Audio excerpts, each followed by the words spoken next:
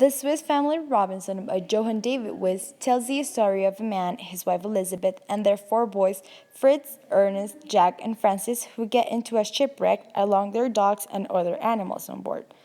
In order to survive, they make a boat out of tubs, pack as much supplies as they can, and head to the nearest island. On the island, they realize they must survive, meaning they would have to adapt to the climate and the wild animals. The novel is told by the father's perspective, who seems to be a Mr. Know It All. Throughout the book, the author uses literary devices in order to create a greater understanding and appreciation of their literary work. An example is irony, a figure of speech in which words are used in such a way that their intended meaning is different from the actual meaning of the words. An example of irony in the novel is when the family wakes up and Fritz, the oldest son, goes and gets the animal he found and says, "Oh, the characteristics. Don't you think it may be a golden wolf?" Another example is his worst enemy saved his life, meaning the ideas have opposite effect from what it is expected. Foreshadowing, it's a literary device where a writer gives an advance hint of what is going to come later in the story.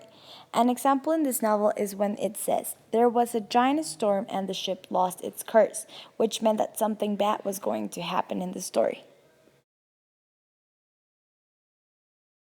Alliteration is a literary device where a number of words, typically three or more, have the same first consonant sound fall within the same sentence or phrase.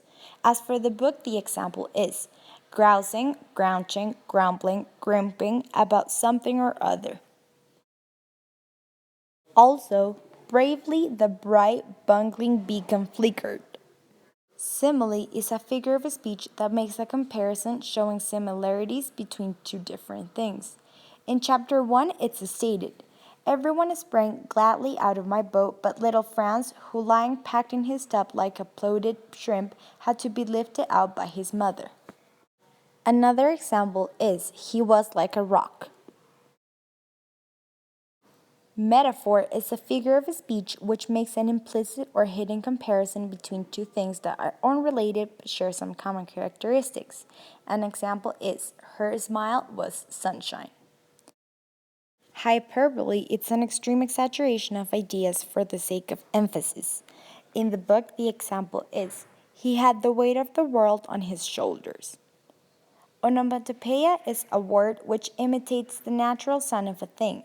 It creates a sound effect that mimics the things described, making the description more expressive and interesting. In the book, it says pop, fizz, and buzz. Personification is the literary device used when a thing, an idea, or an animal is given human attributes. The example throughout the novel is the desk ground in agony. Nevermore, nevermore, nevermore is an example of repetition, a literary device that repeats the same words or phrases a few times to make an idea clearer. Anastrophe is a form of literary device wherein the order of the noun and the adjective in the sentence is exchanged. Into the clouds soared the eagle. Oxymoron is when two words are paired but seem to contradict each other. For example, jumbo shrimp.